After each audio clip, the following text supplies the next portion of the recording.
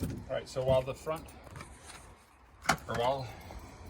I need to change my oil, so I'm gonna do that now, and then as it drains, or dries out of the pan, I'm gonna do some work back here.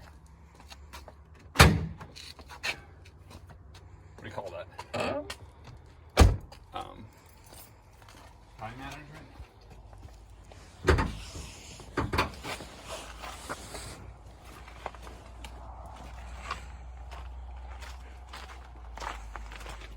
Gotta go my oil pan.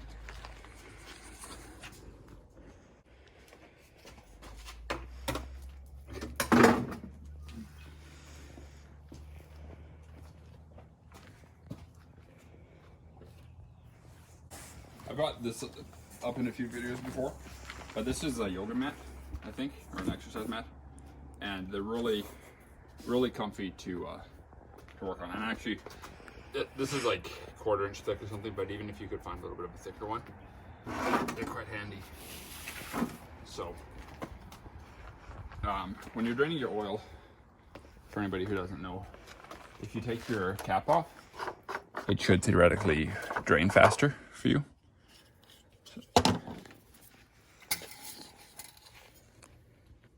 And this car consumes a lot of oil, so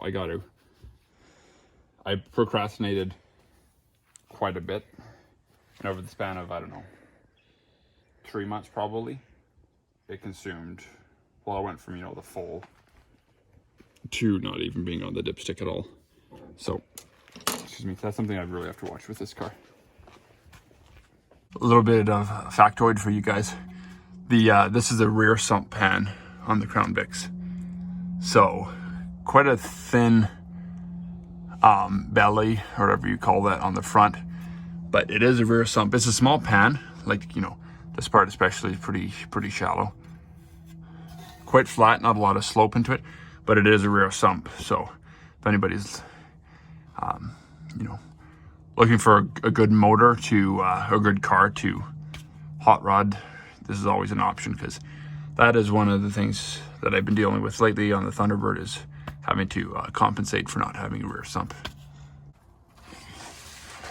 Okay, so this is these are 5/8 drain plugs on this Crown Vic at least. And there's a spring finally hit in Alberta, and I got that tight on last time. When spring hits here, it really hits. It's like nothing and everything.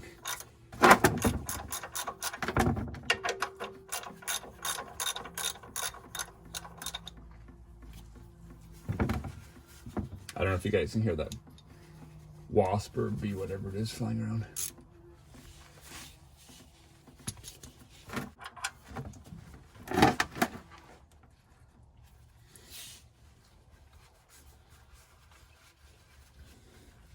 It's always not a bad idea to run your engine a little bit first, and then cool it down a little bit, so that way your oil's a little bit warm, so should drain out a little bit better. But it's a pretty clean car. Well, it's actually a very clean car, like virtually rust free. Couple leaks here and there, like there's a tail shaft leak on the transmission I need to get to, output shaft leak, and yeah, a few things like that. But like I mentioned, consumes a fair bit of oil, so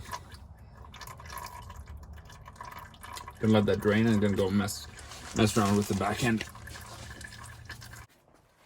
So this is my choice of oil for this time around.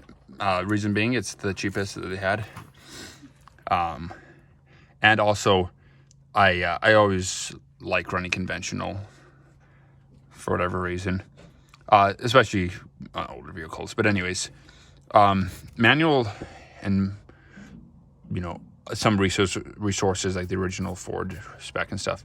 Originally, I think called for a 10W20, then they modified it to a 5W20. I was researching, and it sounds like a lot of people have run a 30 weight and it been fine. The reason I want to try that is to see if it improves the oil consumption at all with me, you know. I think it's the valve guide seals that are leaking, letting oil pass. So I'm going to see if that makes a difference. And then a Mobil 1 filter. I currently have a K and N on there. They're actually about the same price, but I try to give this a try. A lot of the oil filters are basically the same. Like I've heard actually that a lot of the brands are made at the same factory, and they're just slapped with different marketing. So you may or may not just be paying extra for the brand, as with a lot of things. So that, and then I'm gonna pop back here and take off the tires here. Safety first. I don't like going deaf personally.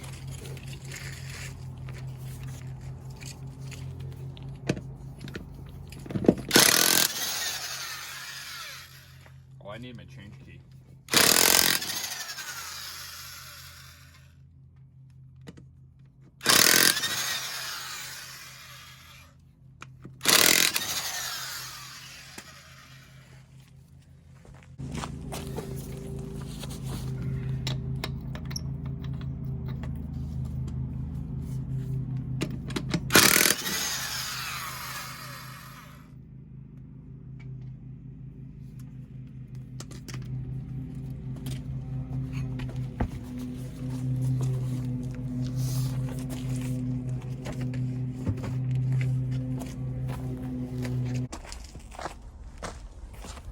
Teeny tiny rotors back here.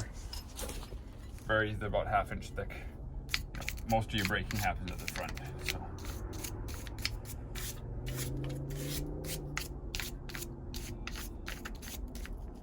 And one thing I need to investigate a little bit is, ever since I got the car, there's been a little bit of a howl.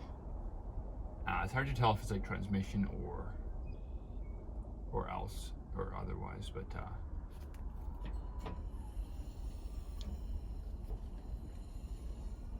I'm going to start by checking my fluid and stuff like that. The backlash seems to be decent. A little bit of in and out empty, but I think that's probably within norm. And because of the rims that came with the car, I have to run a wheel spacer. Well, I don't, on the back I don't have to, but on the front I do. So I have a 2-inch at the back. I have a video up from last year about putting these on. So they are hub centric. They're pretty decent overall, and they're one size smaller than the lug nuts are. Or I don't know if it's one size smaller. They're smaller than the lug nuts are. I'm just going to get these on.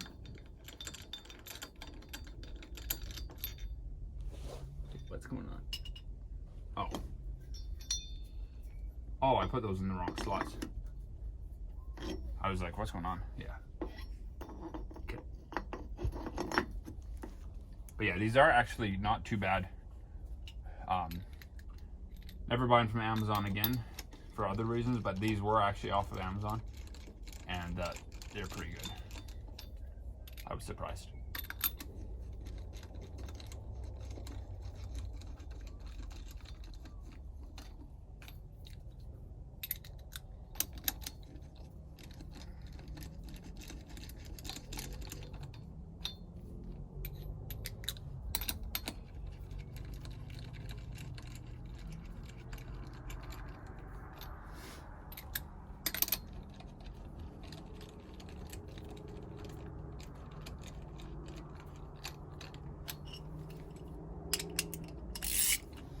Backs are easy because if you're in park, it'll hold itself.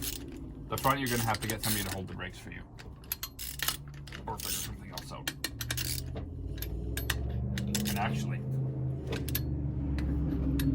it just occurred to me that I have both sides up. Go truck. So I might have to get somebody to hold the brakes anyways, or put it on the ground. I set the parking brake. And I don't remember what I did last time, but I think it was 90 pounds that I did on the spacer. just with not knowing what quality of steel the fasteners were that came with this, I wanted to just maybe err on a little bit outside of caution, not to overstretch the bolts that came with it.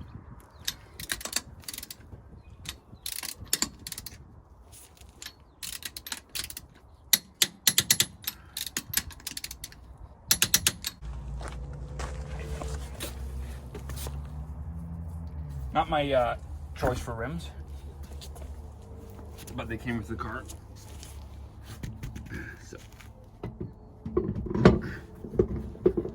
So alas, here we are.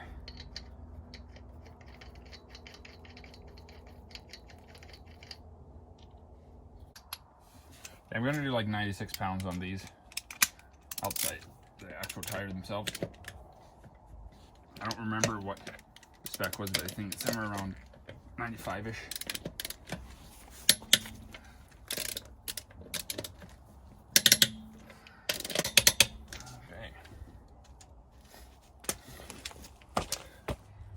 Another cool thing with the car here, and I don't know if all Crown Vics civilian models came like this, I don't think so.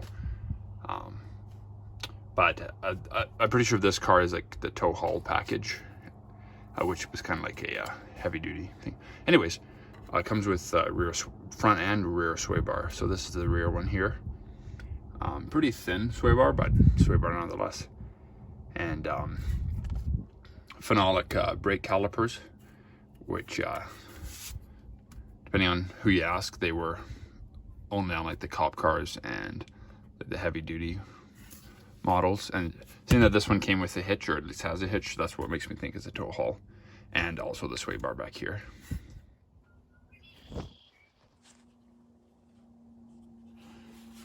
Almost forgot to take my oil filter off, but my pan's have been dripping. Put that back on.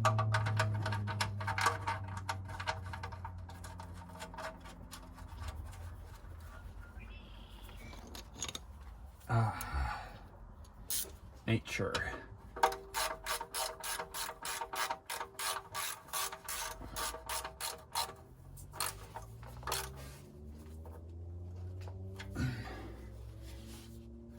I have had oil pan bolts come loose, so I tend to get mine pretty tight. You obviously don't want to strip her out or overdo it, but and then this oil filter is right on its side, so I'll probably just drop it the way it is. But on like a truck or a hanging filter, I always like to pop a hole in the bottom. Let's see if I can do this with my hand. No, not easily. So the K&N ones do have that nut on the end, but I think I'm just going to use a filter wrench.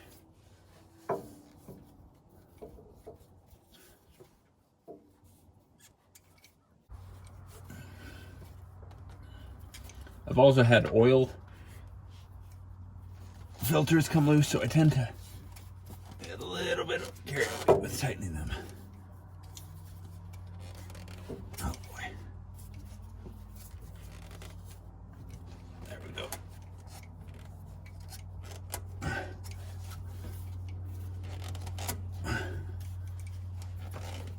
There we go. That guy's tight. Normally I don't do that. Don't get her that tight.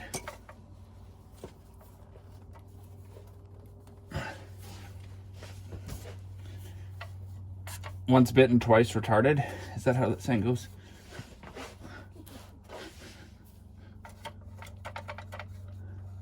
Oh. And then you got to do the complimentary drop the oil filter in the pan and send a tsunami of oil into your face. There we go. Not today.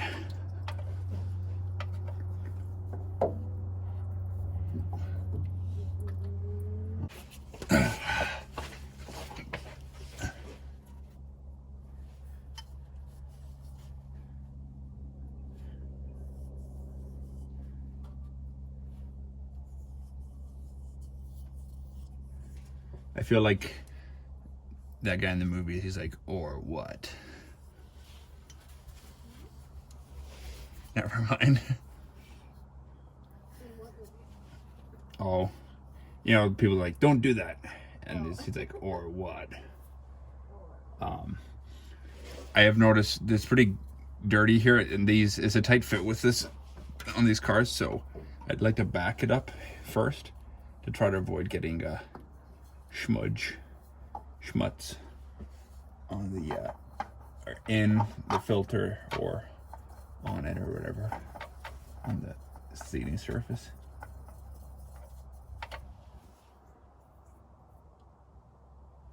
So yeah, I don't go all Neanderthal on them, but no offense to anybody with that name, but no, I don't go all Neanderthal on them, but I do like to get my filters pretty snug.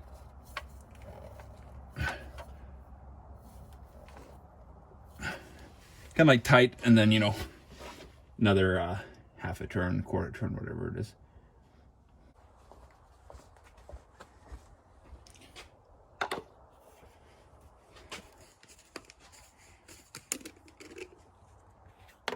One of the most satisfying feelings in the world.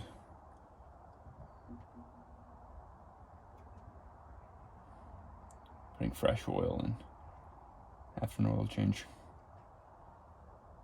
But not too much.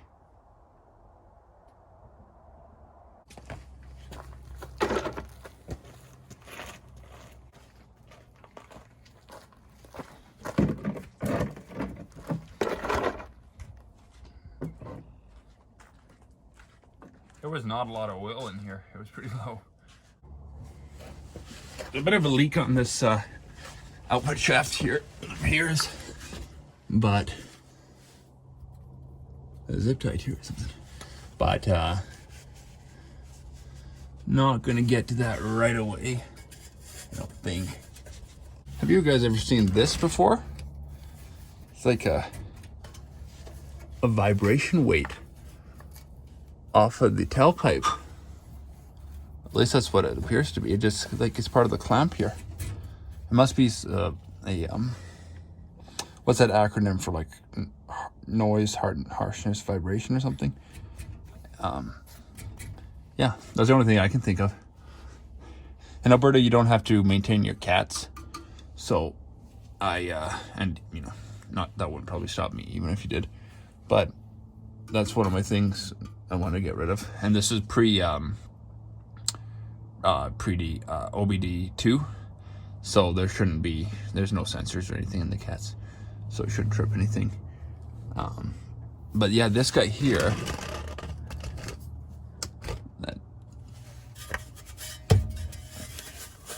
I guess I should take the e-brake off so I can actually turn the drive shaft.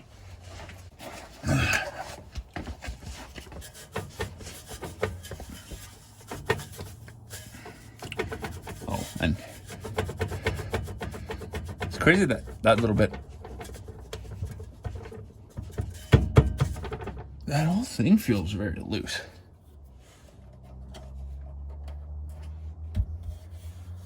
There's a lot of play in that. Like, can you see that? The whole, like, transmission has, like, a quarter inch of easy movement. I don't know if that's normal or not. I've never noticed something be quite that soft before.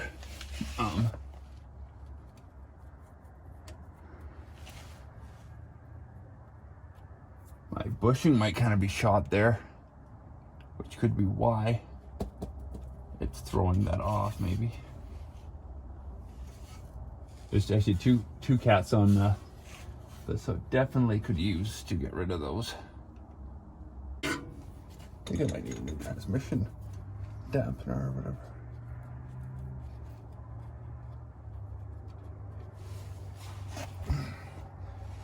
I'm gonna have to look that up.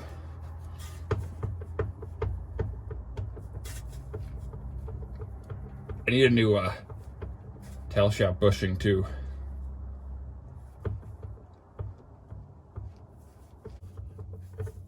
Well, that's a bit of the movement, and obviously the leak is indicative of the bushing going bad. I mean, the seal could go bad on its own too, but that's one reason. And actually, I need to do that on my Thunderbird as well. So I'm gonna look up some parts for that and see if I can find something. In the back, oopsies. I don't even know if I can get in here.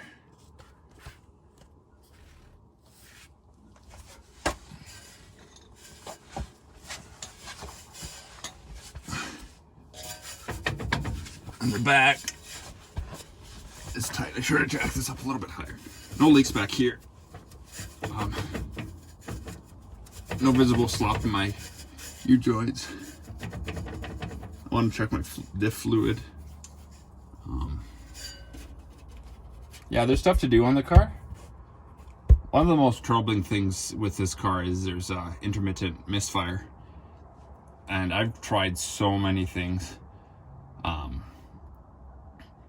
I think it's like some sort of computer thing, because it comes and goes, and it seems to be affected by hot weather. So, because the car runs the best in the wintertime.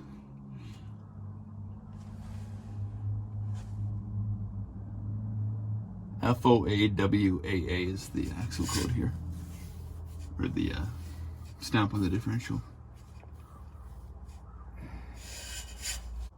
You can see the massive sending unit hole here.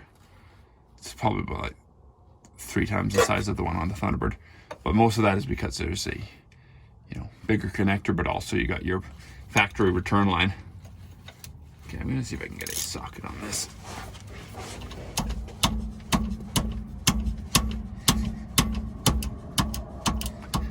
Loosen this without stripping it out.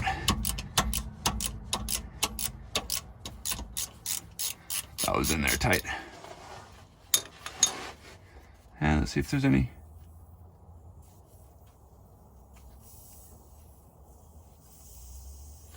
Do you guys hear that? There's a lot of gas in there, which is telling me that my diff's not venting properly.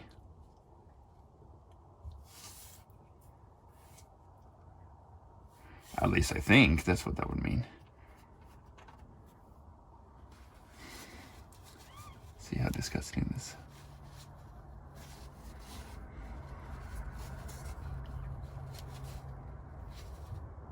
One of my uncles is a mechanic by trade, and he used to build like Top Fuel cars and stuff like that. Anyways, he was well,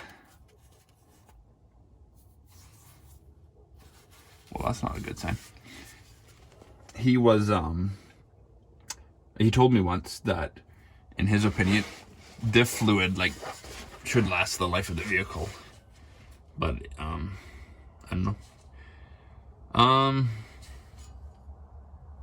Well, that could be part of the wine, because there's the fluid is I can fit my finger in it probably like an inch below, and there's no fluid there, so that's best case scenario is low. I wonder what kind of gear fluid that takes. No leaks or anything, which is odd. So nothing I can see at least. So I'm gonna have to look into that. Hopefully she's not bone dry. But there has been like a howl for the last like year and a half, 2 years. And it hasn't gotten any worse. It's one of those things I just endlessly procrastinated on. And so I'm gonna have to look up what fluid this takes. Hopefully it takes what I have. I'm gonna have to top this up. Okay, so I happen to have some on hand. This is the oil that it calls for in the Haynes repair manual I have. And I'm gonna fill this up. Hopefully it's not actually out and just a little bit low, if anything. But I know, so this fits in here, and hopefully I can get enough of an angle to fill it without spilling it, because I don't have a better way to get it in there at the moment. So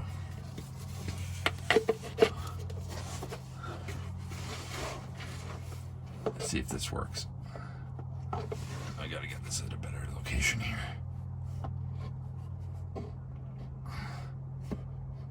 Oh, that didn't work great. I'm gonna push up on the I know you can't see it off camera, push up on the edge of the funnel to hopefully divert some of that away. I think I got a little bit in there, maybe, but that's not really working, so.